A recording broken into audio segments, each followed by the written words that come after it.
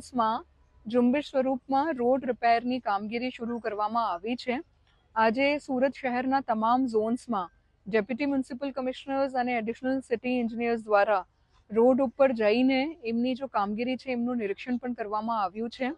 34 જેટલા રોડ્સ ઉપર ઝુંબેશ સ્વરૂપમાં પેચવર્કની કામગીરી શરૂ કરવામાં આવી છે અને 12 જેટલા રોડ્સ ઉપર રોડ રિસર્ફેસિંગની કામગીરી શરૂ કરવામાં આવી છે. સુરત કોર્પોરેશનના engineers, deputy engineers, executive engineers અને ઝોનલ ચીફ દ્વારા ફિલ્ડમાં રહીને આ કામગીરીનું સતત મોનિટરિંગ થાય, ગુણવત્તાયુક્ત કામગીરી થાય અને ઝડપથી સમગ્ર સુરત શહેરમાં રોડ રિપેર અને રોડ રિસર્ફેસિંગની કામગીરી પૂર્ણ કરવામાં આવે એમના માટેની ઝુંબેશ આજથી હાથ ધરવામાં આવી છે.